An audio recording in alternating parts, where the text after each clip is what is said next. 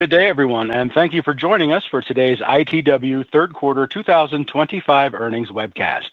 As a reminder, all phone participants have been placed in a listen-only mode to cut down on background noise, and later you will have the opportunity to ask questions during our question-and-answer session. Also, please be aware that today's session is being recorded. It is now my pleasure to turn the floor over to our host, Erin Lenahan, Vice President of Investor Relations. Welcome. Thank you, Jim. Good morning and welcome to ITW's Third Quarter 2025 Conference Call. Today, I'm joined by our President and CEO, Chris O'Herlihy, and Senior Vice President and CFO, Michael Larson. During today's call, we will discuss ITW's third quarter financial results and provide an update on our outlook for full year 2025.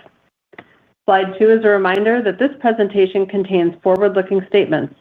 We refer you to the company's 2024 Form 10-K and subsequent reports filed with the SEC for more detail about important risks that could cause actual results to differ materially from our expectations. This presentation uses certain non-GAAP measures, and a reconciliation of those measures to the most directly comparable GAAP measures is contained in the press release. Please turn to slide 3, and it's now my pleasure to turn the call over to our President and CEO, Chris O'Herlihy. Chris? Thank you, Erin, and good morning, everyone. As detailed in our press release this morning, the ITW team continues to perform at a high level, successfully outpacing underlying end market demand and delivering solid operational and financial execution within a stable yet still challenging demand environment. For the third quarter, revenue increased 3%, excluding a 1% reduction related to our ongoing strategic product line simplification efforts. Organic growth was 1%, a solid performance relative to end markets that we estimate declined low single digits, and a 1 percentage point improvement from our second quarter growth rate. Favorable foreign currency translation contributed 2% to revenue. Focusing on the bottom line, we achieved GAAP EPS of $2.81, grew operating income by 6% to a record $1.1 billion, and significantly improved our operating margin by 90 basis points to 27.4%.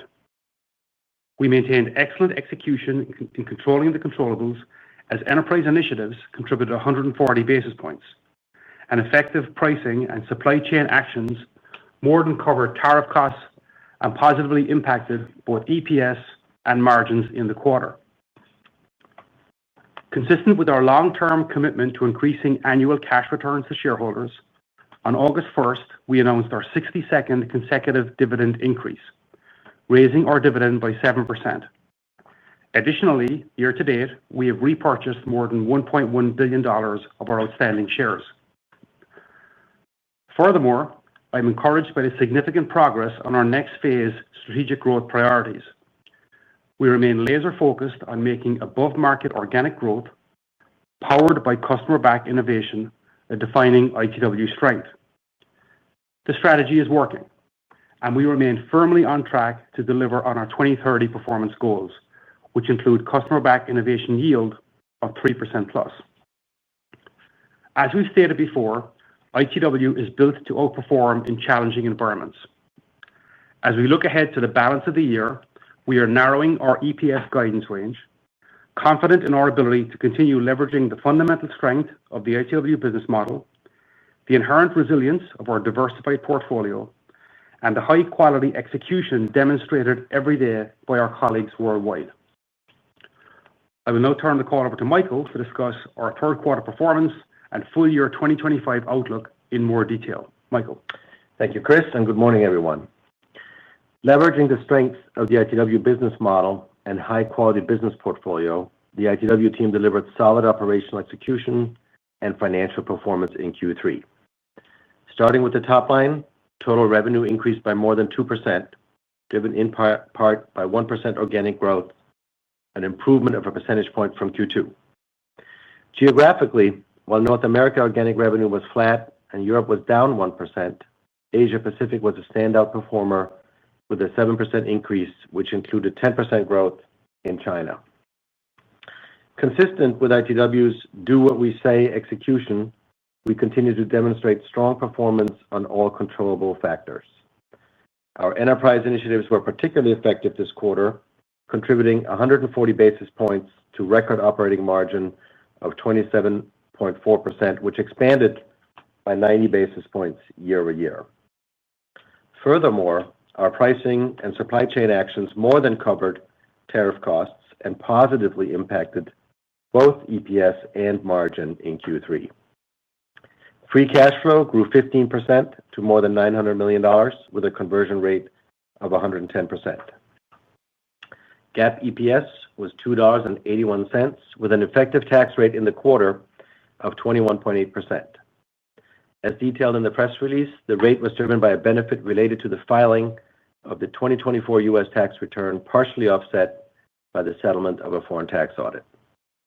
In summary, in what continues to be a pretty challenging demand environment, ITW delivered a strong combination of above-market growth with a revenue increase of 2% and solid operational execution, resulting in consistent improvement across all key performance metrics, as evidenced by incremental margins of 65%, operating margins of more than 27%, and GAAP EPS of $2.81, an increase of 6% excluding a prior year divestiture gain. Turning to slide 4 for a closer look at our sequential performance year to date on some key financial metrics. As you can see, ITW's organic growth rate, operating income, operating margins, and GAAP EPS have all continued to improve in what has remained a mixed demand environment. Turning to our segment results and beginning with automotive OEM, which led the way on both organic growth and margin improvement this quarter. Revenue was up 7% and organic growth was up 5% with growth in all three key regions. Strategic PLS reduced revenue by over 1%. Regionally, North America grew 3%, Europe was up 2%, and China was up 10%. The team in China continues to gain market share in the rapidly expanding EV market as customer-backed innovation efforts drive higher content per vehicle. In our full-year guidance, we have incorporated the most recent automotive build forecasts, which are projecting a modest slowdown in the fourth quarter. For the full year, we continue to project that the automotive OEM segment will outperform relevant industry builds by 200 to 300 basis points as we consistently grow our content per vehicle. On the bottom line, strong performance again this quarter with operating margin improving 240 basis points to 21.8%, and we're well positioned to achieve our goal from Investor Day of low to mid-20s operating margin by 2026. Turning to food equipment on slide 5, revenue increased 3% with 1% organic growth. While equipment sales were down 1%, our service business grew by 3%. Regionally, North America grew by 2%, driven by 1% growth in equipment and 4% growth in service. Demand remains solid on the institutional side. International, however, was down 1%. Operating margins improved 80 basis points to 29.2%. For test and measurement and electronics, revenue was flat this quarter as organic revenue saw a 1% decline. The demand for capital equipment in our test and measurement businesses remained choppy as revenues declined 1%. In addition, electronics declined 2% as demand slowed in semiconductor-related markets. On a positive note, operating margin improved 260 basis points sequentially from Q2 to 25.4%. Excluding 50 basis points of restructuring impact in Q3, margins were 25.9%, and both operating margins and revenues are projected to improve meaningfully in the fourth quarter.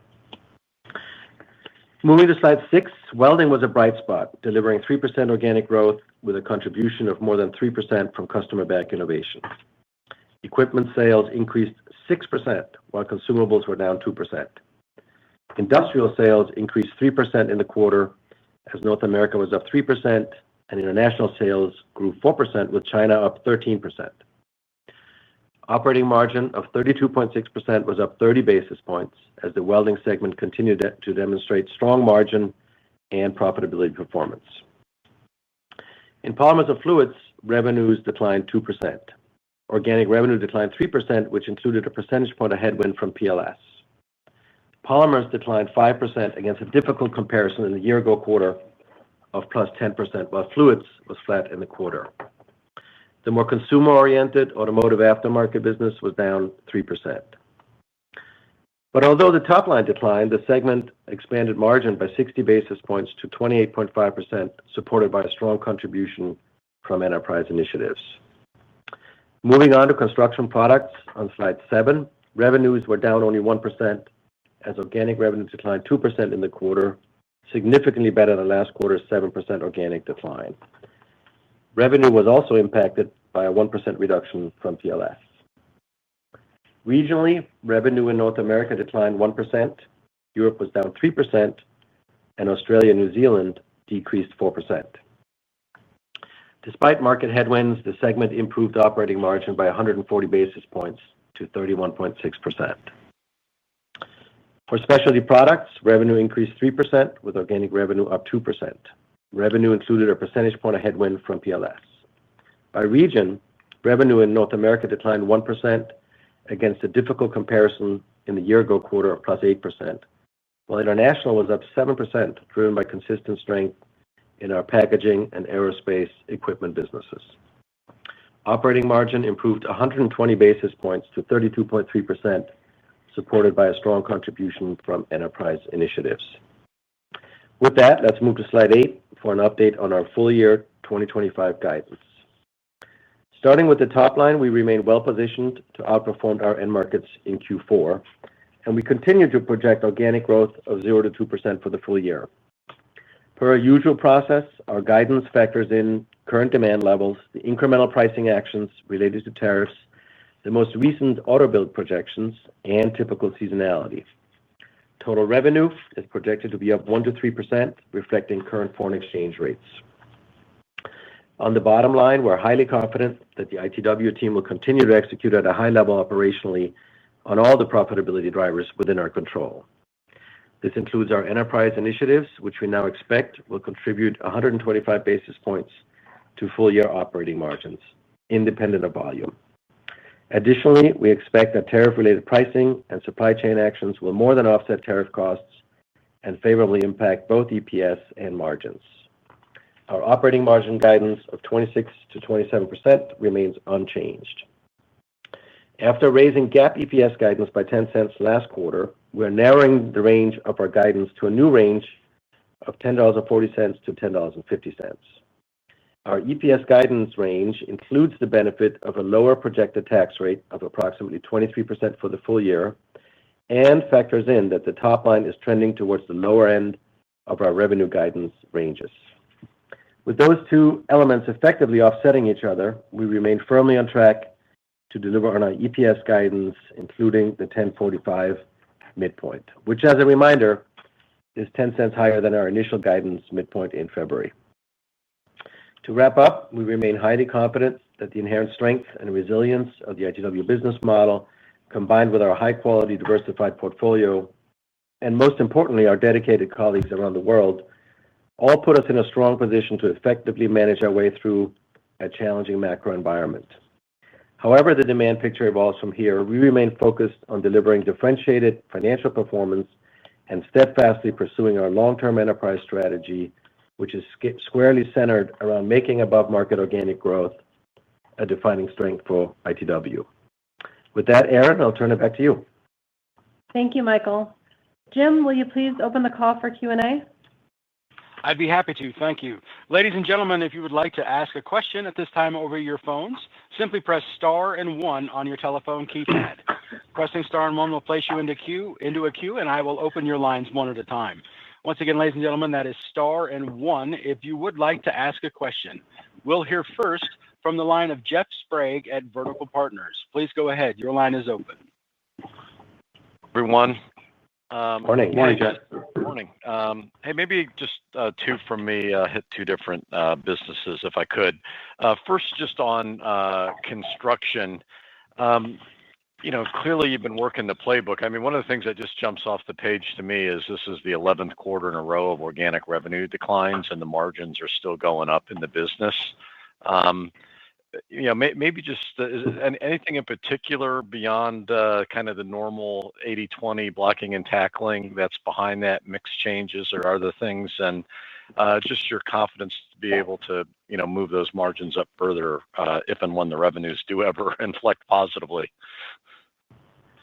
Sure. Yeah. So, Jeff, I think the margins in construction are squarely related to two things. Number one, I think the quality of the construction portfolio. As we often say, we tend to operate in businesses which, they have a bit of cyclicality in there, but over the long term are fundamentally very healthy. And our strategy is always to try and operate in the most attractive parts of those markets. And that's what you're seeing in construction. We're in the most attractive parts of the market. We are executing very well from a business model perspective against, those particular parts of the market. And that's ultimately what drives the margins. It's ultimately also what will drive the high quality organic growth going forward. So very confident that not only will we grow in construction when markets recover, but grow at very high quality. Great. And then maybe you could elaborate a little bit on, it sounds like you've got a fair amount of visibility on test and measurement improving in the fourth quarter. Maybe you could speak to that, anything in particular that you're seeing, orders and markets. I'll leave it there. Let you answer. Yeah. So I think it's test and measurement has a normal cyclical improvement in Q4, which we expect to achieve again this year. Q3, was a little bit mixed, obviously. We saw continued slowdown on the CapEx side. Really, we would believe on the basis of the tariff uncertainty in Q2, ultimately having a spillover effect in terms of CapEx demand into Q3. So we expect that to improve a little bit. And then the other thing we saw in Q3, which should improve, is we saw a little bit of a deceleration in semi, which only represents about 15% of the segment. But where we saw some real green shoots in Q2, we saw somewhat of a deceleration, still growth, but a deceleration in Q3, and we expect that to get a little better. Okay, great. Thank you. Thanks, Jeff. Our next question will come from Andy Kaplowitz at Citi. Good morning, everyone. Morning, Andy. Hey, Andy. Chris or Michael, you obviously didn't change your organic revenue growth guide for the year. I think last quarter you talked about embedded in it was 2 to 3% organic growth for the second half, which means you still need a big uptick in Q4.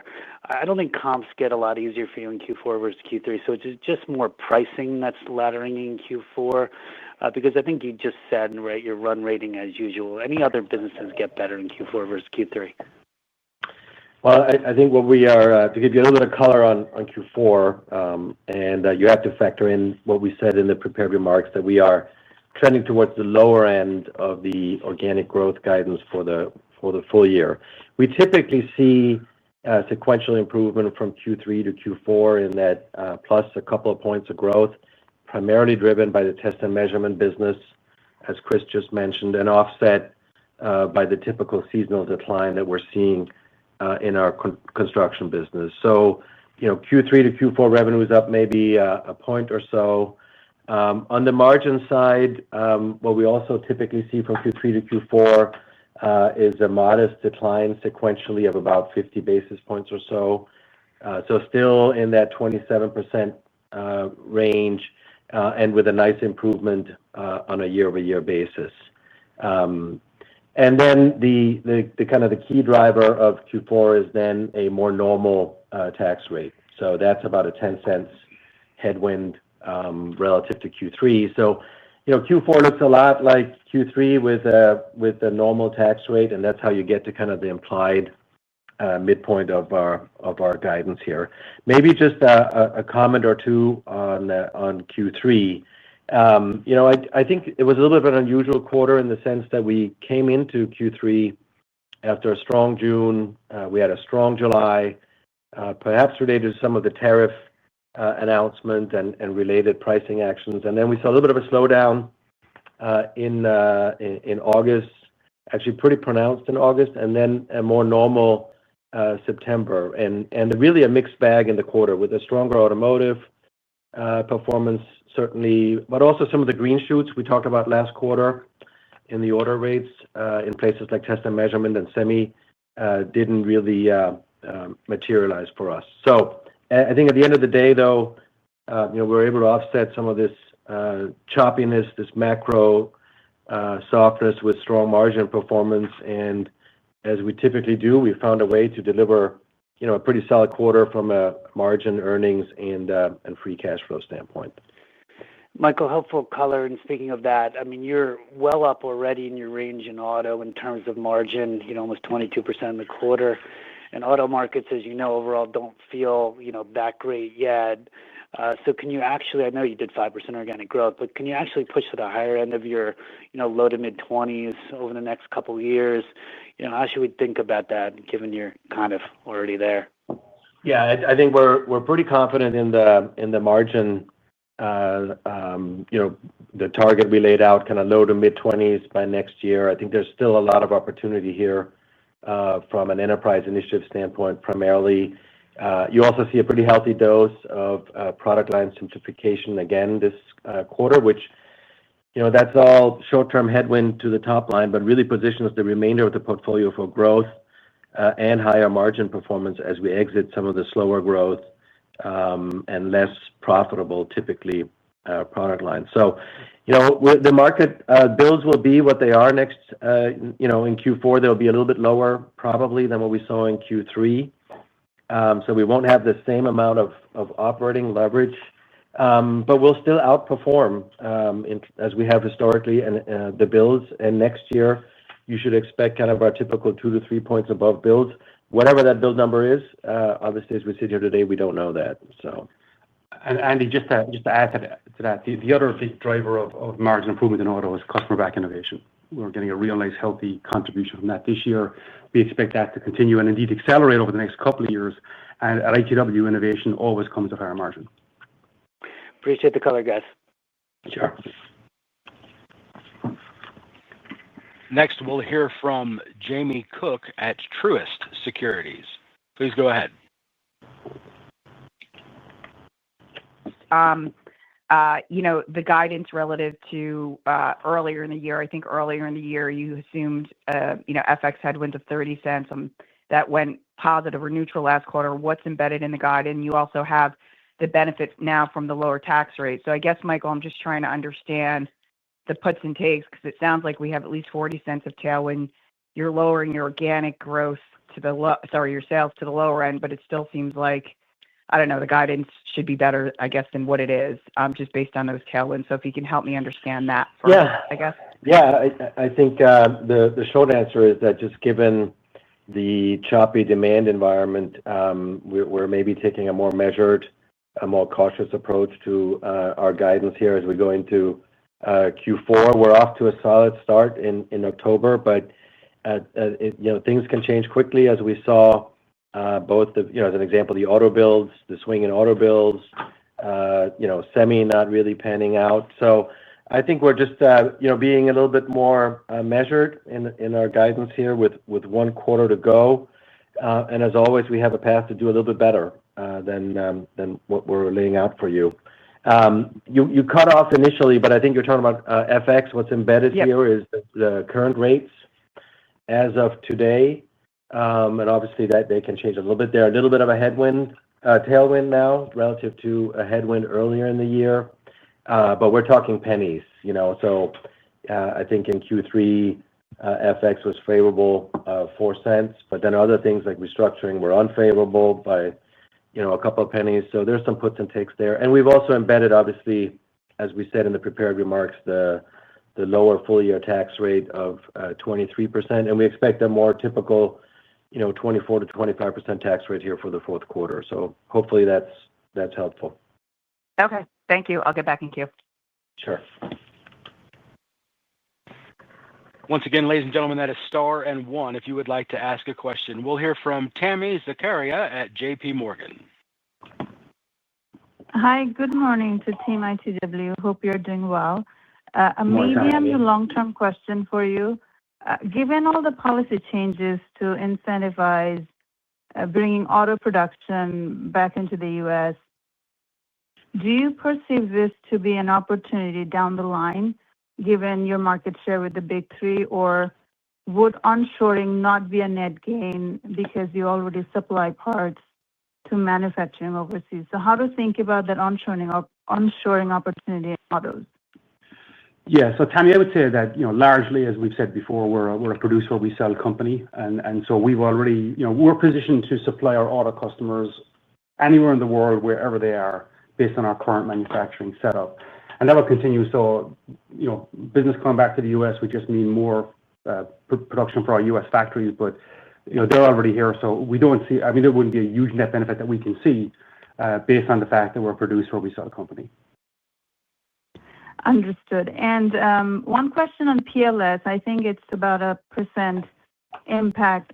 Should we expect this to continue at that 1% range for the next few years, or is this year more of a heavy lifting, so it might fade as we go into next year and beyond? Yeah, so we haven't the planning process completed yet, Tammy. But basically, what I would say is that for us, PLS is a bottom-up activity. It's driven by our businesses. It's very much an essential part of the ongoing kind of strategic review that we do, and a critical part of 80/20 in our divisions. And obviously, deep into the company, we have this very tried and trusted methodology. Requires a lot of discipline, but there's a lot of benefit that our divisions get from this. But the point is that it's bottom up. We don't have the numbers for 2026 yet, but whatever it is, it's something that makes sense in the context of it makes sense from a long-term growth perspective in terms of it provides strategic clarity around where we want to focus, effective resource deployment on the back of that. And also from a margin improvement standpoint, obviously, there's some cost savings which are a meaningful component of enterprise initiatives, and a lot of these projects have a payback of less than a year. So we very much see it, PLS, whether it's 50 bips or 100 bips, as an ongoing value-creating activity in our divisions. And like I say, we've got a lot of positive experience and expertise on this, but it's going to be a bottom-up number, basically. Thank you. We'll hear next from the line of Joe Ritchie at Goldman Sachs. Your line is open. Thanks. Good morning, guys. Good morning, Joe. Hey, I know that you'll typically guide to trend, but I guess as we're kind of thinking about 2026 and that potential initial framework with the moving pieces that today, any color that you can kind of give us on how you're thinking about it, at least this early on, and what 2026 could look like? Yeah, I mean, I think as you say, Joe, we don't really give guidance until we've gone through our bottom-up planning process here and talk to the segments about their plans for 2026, and that doesn't happen until in November here. To give you a little bit of a way to think about this, maybe, I think you should expect that per our usual process, our top-line guidance will be based on run rates exiting Q4. We'd expect some continued progress on our strategic initiatives, including the contribution from customer-backed innovation. We'd expect some market share gains, and the combination of those things leading to above-market organic growth again in 2026. And then the big question is really, what will the market give us? On the things within our control, we'd expect to see continued margin improvement and a healthy contribution from enterprise initiatives. You should expect to see some strong incremental margins that are probably above our historical average. And I think those are kind of the big items. Then there'll be some puts and takes around price and FX and lower share count that may skew favorably. I'd expect a similar tax rate to this year. And then, as usual, like I said, we'll update you in February, and we'll include our usual kind of segment detail to help everybody kind of think through what the year might look like. Okay, great. That's helpful, Michael. And then I guess just on capital deployment, I know you guys are doing the $1.5 billion buyback. It seems like you've got probably some room on your balance sheet if you wanted to lever up a little further, and still stay investment grade. How are you guys thinking about the right leverage for you going forward, and put that into context of potential M&A opportunities, and what you guys are looking at across your different businesses? Yeah, I mean, I think we're sitting here at about 2x EBITDA leverage, which is right in line with what our long-term target has been. The buyback specifically is really the allocation of the surplus capital that we generate, which is a big number for ITW, about $1.5 billion, and that's what's is being allocated to the share buyback program and leads to a reduction in the overall share count of about 2%. But all of that only happens after we have invested in these highly profitable core businesses for both organic growth and productivity. We're fortunate that only consumes 20 to 25% of our operating cash flow. The second priority here is an attractive dividend that grows in line with earnings over time. Chris talked about this being our 62nd year of consecutive dividend increases of 7%. And then when all said and done, we still have a lot of capacity on the balance sheet for any type of M&A opportunities. As you may know, we have the highest credit rating in the industrial space. We have arguably the strongest balance sheet, and so there's a lot of room here if the right opportunities were to present themselves. Okay, great guys, thank you. Next question today comes from Stephen Volkmann. Please go ahead, sir. Your line's open. Great. Thank you. Good morning, guys. Morning. Aaron. Good morning. So I'm curious, whatever commentary you might wish to provide around what you're seeing on sort of price cost, and obviously it didn't impact you in the quarter, but are you seeing suppliers raising prices and you're kind of able to offset that however you choose, or do you think maybe they're holding back and that's still to come? And then in that vein, just how do you ascertain that you will cover whatever costs? Will it be dollar for dollar or also on margin? Thanks. Yeah, I think, Stephen, the biggest driver of cost increases this year has been the tariff-related cost increases, and I think we've responded with both pricing actions that we've talked about and also supply chain actions. As you know, we are largely a produce where we sell company. I think the 93% or so of the company is produced where we sell. We had a little bit of exposure that we talked about earlier in the year. We've worked hard to mitigate that and put ourselves in a really good position. We've been able to, through those actions, offset the impact from tariffs this year. And in Q3, as we said in our prepared remarks, price cost was positive, both from a dollar for dollar earnings standpoint and also from a margin standpoint. So I feel like at this point we're kind of back to a more normal environment at this point from a price cost standpoint, where we are not completely caught up yet, but we've got a quarter to go. And then for next year, who knows what the tariff environment might mean for next year. But I think we feel very confident given our track record here in terms of being able to manage whatever those cost increases, whether they are typical inflationary increases or tariff increases, might be as we head into next year. So. Super. Okay, thanks. And then just pivoting, China was obviously really good for you guys this quarter. Wondering if you might be able to drill in there a little bit and give us a sense of what's driving that, and I don't know, maybe some of the CBI initiatives or something.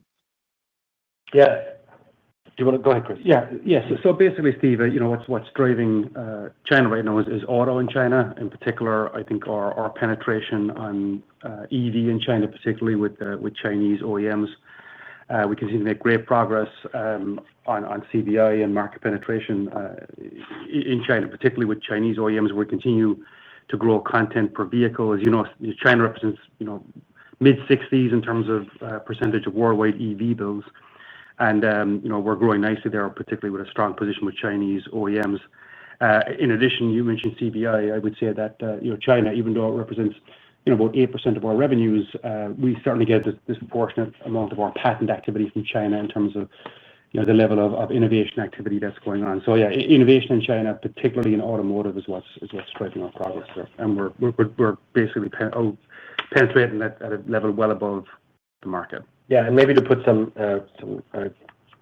quantification around it. If I just look at kind of year to date in China, as Chris said, the big driver is our automotive business up 15%. That's our largest business in China, but also test and measurement electronics up, in the mid-teens, polymers and fluids up 10%, welding up 20% plus. I mean, I think they're fueled by CBI, certainly in most cases here. I think the team's doing a really nice job. Overall, up 12% in China on a year-to-date basis. And pretty confident that the things, again, that are within our own control will continue to have a positive contribution to the top and bottom line in Q4 and headed into next year. Great. Thank you, guys. Next, we'll hear from the line of Julian Mitchell at Barclays. Hi, good morning. Morning. Good morning. Maybe just wanted to start with the operating margins. So I think you'd mentioned, Michael, that next year, you should be above the historical incremental, and I guess you have that sort of placeholder of 35 to 40% dating back to the Investor Day. So it's presumably in reference to that. But just wanted to understand, as you look at next year on the margin side of things, is there a big kind of payback from the restructuring efforts that happened this year coming in? Price cost maybe for this year as a whole is margin neutral, and then that flips positive next year. Maybe just any sort of fleshing out of the thoughts on some of those margin moving parts, please. Yeah, I think, Julian, the biggest driver of margin performance for, I'm going to say, the last decade or so has been the enterprise initiatives. And we've consistently put up 100 basis points of margin improvement from our strategic sourcing efforts and from our 80/20 front-to-back efforts. And so we would expect that to continue to be the case next year. Whether that's exactly 100 basis points or not, we won't know until we've rolled up the plans. But that will far outweigh any contributions from price cost, for example. And then the other big element, and which is a function of really what end market demand will do, is if you look just at our performance year to date or in the third quarter, our incremental margins are significantly above kind of our historical 35 to 40%, including 65% in the third quarter. And you look at the margin performance this quarter in the automotive OEM business, where 5% organic growth translates into income growth of 20% plus. So it's just an illustration of we don't need a lot of growth to put up some really differentiated performance from a margin and profitability standpoint. So, I can't tell you as we sit here today what the incrementals might be for next year on the organic growth, but I would tell you I believe that it'll probably be above the historical range that we just referenced.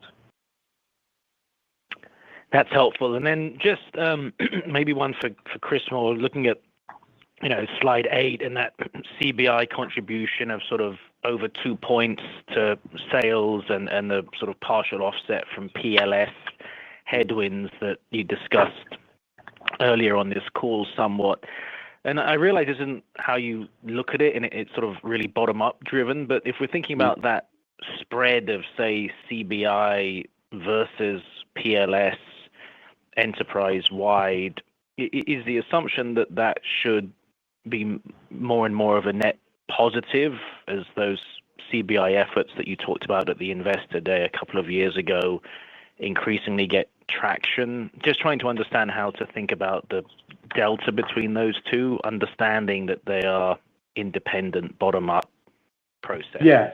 I'm not sure there's a huge amount of correlation between the two, Julian. I mean, CBI is really referencing, our efforts around, improving the quality of execution on innovation, whereas PLS, we typically, and our business is typically used for kind of product line pruning. I think the only correlation between the two is that they're both connected to differentiation. PLS results is as a result of where we feel maybe we're on the same level of differentiation and we're product line pruning accordingly, whereas CBI, we're leaning in to basically create and develop more differentiated products. For sure, you're going to see an improvement in CBI over time. We've already seen that. The number has actually doubled since 2018, directionally in the 1% range. It was 2% last year. It's trending 2.3 to 2.5 this year. Well on track to get to 3+ by 2030. PLS is a circumstantial and ongoing review of our businesses, by our businesses, of their product lines, and they react accordingly. And as I said earlier, we see this as there's a lot of value creation comes from PLS, but in a different way. So I'm not sure there's a huge amount of correlation between the two. I kind of think about two of them kind of differently. Thank you. But the sort of net spread of them should be increasingly positive, I suppose. It should be. No, absolutely. Driven by improvements in CBI. Yeah, correct. That is correct. I mean, PLS, as Chris said, is an outcome of a process, our 80/20 front to back process. We've talked about kind of in the long run, maintenance PLS being in that 50 basis points range. We have a little bit more this year. We've talked about specialty and kind of strategically repositioning that segment for faster organic growth. And then, as Chris said, CBI will continue to improve from here. So that spread, to your point, will widen. But my fault for putting them right next to each other on slide 8. They're completely independent of each other, and so I just want to make sure that's clear that there's no linkage between the two. But mathematically, the spread will grow between the two, and net will be a more positive contributor to above market organic growth as we go forward. That's great color. Thank you. Thank you.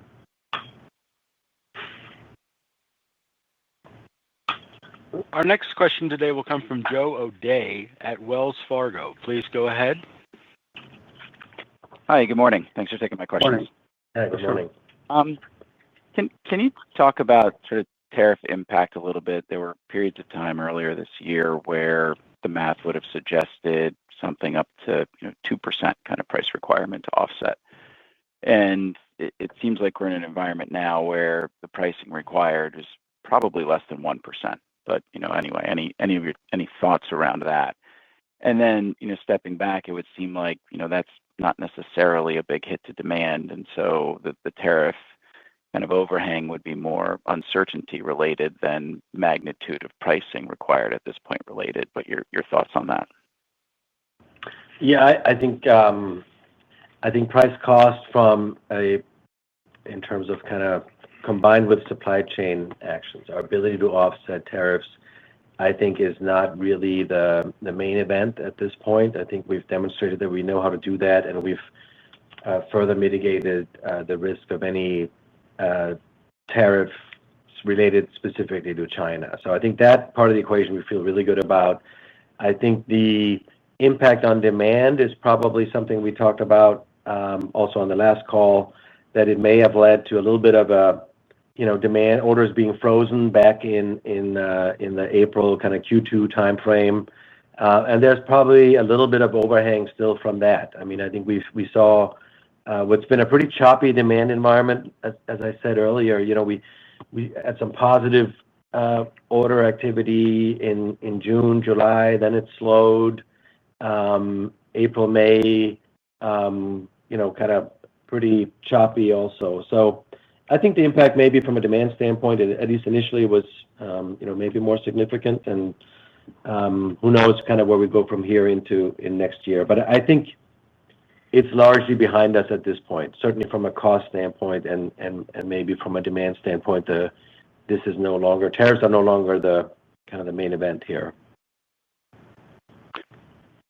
And so what do you think the main event is in terms of seeing kind of an unlock of better demand, right? Because you're outgrowing markets, but that market growth rate not kind of all that inspiring at this point. And so in sort of this protracted kind of challenge demand environment, if tariffs are kind of easing as a headwind, what do you think is the key to the unlock? Yeah, so I think Joe, how we think about it, we take a long-term view here. We believe fundamentally we're in really good markets for the long term. We're obviously going through a period right now where there's quite a bit of contraction and uncertainty and so on and so forth in areas like construction. But our fundamental thesis is that we're in markets which we believe for the long term are attractive. We want to make sure we're in the best parts of those markets, and we believe that we are. We believe we can see quite clearly in areas like automotive and construction and historically in welding and food equipment that we're outgrowing the markets. At the point at which the cycle turns, we'll be really well positioned. And to Michael's earlier point, not just for growth, but for even higher quality of growth on the basis that our incrementals have strengthened from historical levels on the basis of portfolio pruning around sustainable differentiation coupled with very high quality execution on the business model. So we feel pretty good about the long term, where we're just going through a period where we see some short term demand issues. But we feel we've got a really good portfolio for long term growth. Maybe just tying that into test and measurement and what you're seeing there. It seemed like an environment, you're investing in CBI. Like we hear a number of companies talking about innovation. It would seem like they need your equipment. Yeah. Like, are you seeing this kind of build up in terms of what would have kept them on the sidelines? But if they want to invest in innovation, it would seem like they're going to need your help. Absolutely, that's correct. I mean, test and measurement is a really fertile space for us in terms of long term growth. There's lots of new materials being developed. There's increasing stringency in innovation standards and quality standards, all of which are requiring more and more exacting testing equipment. And that's where we play. So again, short-term issues here around the CapEx environment and so on. So a bit of compression in Q3 relating to some CapEx freezing in Q2. But for the long term, this is a really, really healthy environment for us. Will be a healthy environment for us on the basis of the quality of innovation in test and measurement, and also the end markets they're lining up against, like biomedical and so on, all of which have very strong fundamentals going forward. I appreciate it. Thank you. Next, we'll hear a question from the line of Nigel Coe at Wolfe Research. Oh, thanks. Good morning, everyone. We covered a lot of ground here. Hi, guys. Just want to go back to the comments around, strong starts to the quarter, and then it sort of petered out. Do you think there's any, unusual behavior with those around price increases or tariffs? Obviously, we had the big tariff event middle of the quarter. Anything you'd call out there? Number one, and then number two, restructuring actions in the first half of the year. Did we see the full benefits in 3Q, or was there still some benefit to come through in 4Q? Yeah, so let me start with kind of the cadence as we went through the quarter. And I'm not sure we have a great answer for you, Nigel. I mean, I think, like we said, June and July were really some of our better months with meaningful organic growth on a year-over-year basis. Then a slowdown in August and a recovery in September. And if you look at net for Q3, we were actually pretty close to kind of typical run rates. But so the point I think we're trying to make, it's just a pretty choppy environment and things can change pretty quickly. But we're not really making any long-term forecast in terms of kind of what that may mean on a go-forward basis. Some of it may be related to the tariff announcements and the associated pricing, but really hard to tell. Restructuring for us, it's a little bit of a misnomer. I mean, these are funds that are, expenses that are funding our 80/20 front-to-back projects. And so there's no big restructuring initiative going on inside of ITW. Our spend this year will be similar to last year in that $40 million range. We try to kind of level load things and do a similar amount every quarter, but it's really a function of the timing of tens of projects across the company and when the divisions want to execute on those projects. So those restructuring savings are these are projects with paybacks of less than a year. So it happens pretty quickly, but and it's part of what's funding the enterprise initiative savings that we're getting next year. But these are not big kind of traditional restructuring projects. These are all tied to 80/20 front to back as per usual. Yeah. Okay. Thanks, Michael. That's helpful. Quick one on welding. We've seen, I think now 2 quarters of nice inflection in growth on equipment, but consumables remain sort of stuck down in that low single-digit decline territory.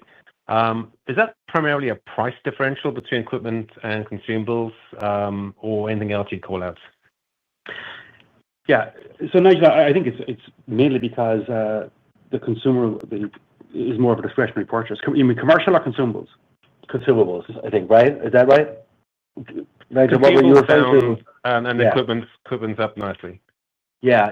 I think it's a little bit of a head scratcher, to be honest with you. Equipment up 6 and consumables, down 2. Within that, there are some of the filler metals are actually showing positive growth. The other thing, what we're seeing is a pickup on the industrial side. So these are typically, large, heavy equipment manufacturers.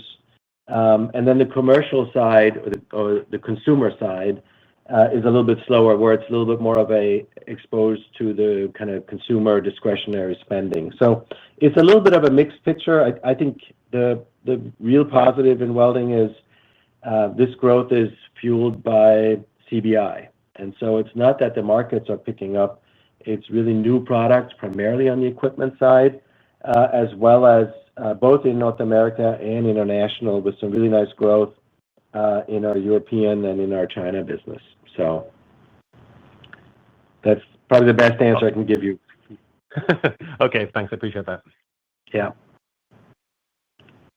Our next question will come from Avi Jaroslawicz at UBS. Please go ahead. Hi. Thank you. Good morning. Morning. So appreciate that you're saying that you're trending towards the lower end on the sales guidance. Can you just talk about some of the thinking for leaving that range unchanged and just kind of wider than you typically would for this time of year? I assume you're still thinking there could be some upside to get you to the midpoint or better for the year. And would that come from any particular segments, or it sounds like more from demand than pricing? So just, is that the right way to think about it? Yeah. I mean, I think typically we update guidance kind of halfway through the year, and at this point, with a quarter to go, we're well within the ranges, and so we didn't see the need to kind of update the whole thing. And the decision was to narrow the range and to explain why we're not flowing through the benefit of the lower tax rate, which is really due to the fact that we're trending towards the lower end on the revenues. So that's our way of being as transparent as we can be around the guidance. I think your question, kind of Q3 versus Q4, I think we've kind of covered that. Again, the segment that typically shows the biggest pickup from Q3 to Q4 is our test and measurement business, and then that's partially offset by the construction being down, kind of typical seasonality. And when all is said and done, revenues from Q3 to Q4 should be up by a point or so. Certainly, we've also factored in, I should say, the lower auto build forecast. There's been, which is done by third-party kind of industry experts, and there's been some noise around some supplier issues for some of our customers, and all of that is included in our automotive projection here for the fourth quarter, based on everything that we know as we sit here today. So hopefully that answers your question. Okay. Appreciate it. Thank you. Our next question will come from Mig Dobre at Baird. Hey, thank you for squeezing me in. Good morning. Hey, Mig. Good morning. I also kind of want to go back to the PLS discussion. And I guess my question is this: when you sort of look at your comments for delivering above normal incremental margins, how reliant are you on PLS in order to be able to do that? How important is PLS in that algorithm? And I guess, given how high your margins are, and I'm kind of looking almost across the board in your businesses, you are pretty much outperforming anyone else out there that I'm looking at. Is there a point in time here where it's rational to sort of say, hey, look, maybe we can throttle back on PLS because we can actually deliver more earnings growth and more return for shareholders by just trying to accelerate organic growth rather than pruning the portfolio? Yes. So Mig, I think there is a relationship between PLS and incrementals and so on, but it's not the only factor. I mean, PLS is an element of 80/20. It's not it's not holistic 80/20. So I think the implementation of the business model, again, the quality of the portfolio is ultimately what drives the incrementals, ultimately drives the margins. In terms of your comment on, I guess, the comment on organic growth versus margin, and so from our standpoint, I mean, organic growth and operating margin and margin expansion kind of go hand in hand. And we talk about quality of growth, and I think we demonstrated that, for instance, coming out of the pandemic, we saw very healthy growth and margin expansion. While over that period, we were investing in a very focused way in our businesses, in innovation, strategic marketing, and that very much continues today. So really, it's about the quality of the organic growth, 35% incrementals historically. We're now well above that, comfortably kind of into the 40s. And that's, again, at a time when we are very much investing in our businesses in a very focused way around innovation, strategic marketing, and so on. So for us, the math is pretty simple with margins at 26 and with growth, incremental margins at 35 plus or even 40 plus right now. It's the operating leverage that is really driving the margins forward from here. And as we look at 2030 and our 30% goal, that's a goal that's not going to be achieved through structural cost reduction. That's going to be achieved through continuous improvement in organic growth at high quality and high incremental margins. So we see the two as being correlated, I would say. Understood. But in terms of maybe the framework for 26, asking the question that somebody else asked earlier, right? If CBI is contributing 2.3 to 2.5, maybe you can rethink product line simplification to some extent, and maybe the end markets get better. Again, from my perspective, being able to get your organic growth back to that 4 or 5+% range is really the thing that at this point seems to be needle moving in terms of both maybe investor sentiment as well as overall earnings growth. So I'm curious if I understand it's early for 2026. Curious, though, if you think that it's plausible that we could be looking at that kind of growth as we think about next year. Thank you. I think, Mig, we're probably, as we said earlier, running a little bit higher on PLS than kind of the normal maintenance run rate. We're doing that specifically in a business like specialty products, where we've talked about we're strategically repositioning that segment for growth. I will tell you that in other segments and industries that I know you follow, like food equipment and welding, that number is significantly lower, maybe even zero in some cases. So it's not an across the board, and it's also not a number that we want to or even could manage from the corporate, from corporate. This is such an integral part of our 80/20 front to back process. It's a bottom up number, and if we were to say, and it's tempting, I know what I understand how you're thinking about it. It's tempting to say, okay, no more PLS. That also would say no more 80/20 front to back, and that is certainly not in anybody's long-term interests. I can promise you that. So. All right, that makes sense. Thank you. Thank you. Ladies and gentlemen, that was the final question in our queue for today. We'd like to thank you all for your participation in today's session, and you may now disconnect your lines. Please have a good day.